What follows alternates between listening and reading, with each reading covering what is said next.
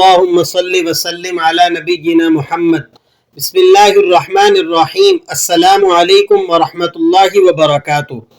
محترم ویورز، امید کرتا ہوں تمام قرآن کریم سننے والے، سیکھنے والے، محبت کرنے والے خیرت و عافیت سے ہوں گے۔ آج کا ہمارا موضوع ہے سورۃ اللہب کے بارے میں۔ سورۃ اللہب کو ہم نے تجویدی قوانین کے آئینے میں پرکھنا ہے اور ورڈ بائی ورڈ ایک ایک لفظ کو ہم نے اس بات کا خیال رکھتے ہوئے ادا کرنا ہے کہ وہ تجویدی قانون کے مطابق ہو، اور انشاءاللہ جو رولز اور جو قاعدے وہاں اپلائی ہوں گے، ہر حرف پر آپ کو لفظ با لفظ بتائے جائیں گے۔ تو آخر تک ویڈیو واچ کیجئے گا۔ چلیے سبق کو شروع کر لیتے ہیں۔ اعوذ باللہ من الشیطان الرجیم، بسم اللہ الرحمن الرحیم۔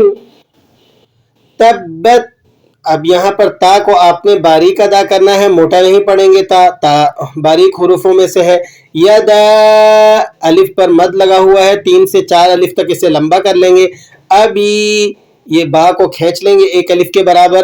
لہب، یہاں پر با کے نیچے تنوین لگی ہوئی ہے 2 زیر کی، اور آگے واو آ گیا ہے۔ یاد رکھیں نون ساکن ہو یا تنوین ہو، اس کے بعد اگر حروف یرملون یا را میم لام واو نون ان 6 حروفوں میں سے کوئی حرف آ جائے تو وہاں ادغام بالغنہ ہوتا ہے۔ ٹھیک ہے، آخری حرف ہے وَتَبْ۔ ٹھیک ہے، با پر آپ نے قلقلہ کرنا ہے، قلقلہ اکبر۔ پوری آیت مبارکہ کو دوبارہ سے سن لیجئے۔ تبت یدا ابی لہب وتب۔ نیکسٹ آیت کو دیکھیے۔ ما اغنا، اب میم الف زبر ما ہے، میم پر مد لگا ہوا ہے، 3 سے 4 الف تک آپ نے اس کو لمبا کر لینا ہے۔ اغنا، غین موٹے حروفوں میں سے ہے۔ ٹھیک ہے، اور یہاں پر آپ نے قلقلہ نہیں کرنا، بعض لوگ غین کو ہلا دیتے ہیں، آغو ایسے ہلانا نہیں ہے اس کو۔ نون پر کھڑا زبر ہے 1 الف کے برابر، اسے کھینچ لیں گے۔ عنہ، نون ساکن ہے اور آگے حروف حلقی میں سے ہا آ گیا ہے، تو یہاں آپ غنہ نہیں بلکہ اظہار کریں گے۔ مالہ، میم کو 1 الف کے برابر کھینچ لیں گے اور ہا پر الٹا پیش ہے 1 الف کے برابر لمبا کر کے ادا کریں گے۔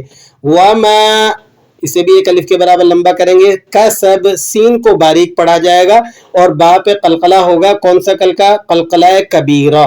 دوبارہ سے پوری آیت مبارکہ کو سن لیجئے۔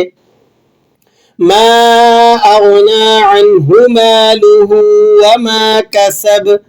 تیسری آیت کو دیکھ لیں۔ سیصلا، سین باریک ہے اور اسی طرح صاد موٹا ہے۔ سین اور صاد دونوں سیٹی والے حروف ہیں، سین باریک پڑھا جاتا ہے اور صاد موٹا پڑھا جاتا ہے۔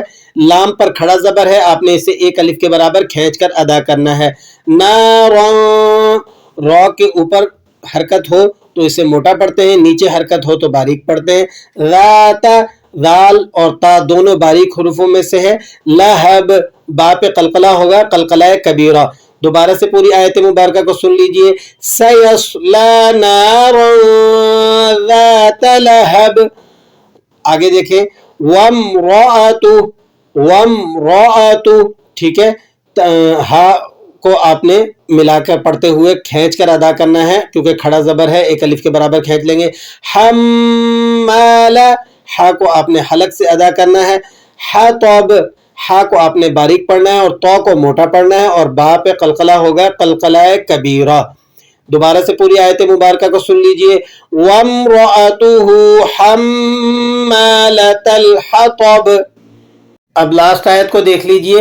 فی جیدہا، اب یہاں پر فا کے بعد یا ہے اور اسی طرح جیم کے بعد بھی یا لگا ہوا ہے، یا مدہ کا ایگزامپل ہے، دونوں جگہ پر آپ 1 الف کے برابر کھینچ کر ادا کریں گے۔ فی جی، ٹھیک ہے، اس کے بعد ہا الف زبر ہا ہے، الف مدہ ہے، 1 الف کے برابر اسے کھینچ لیں گے۔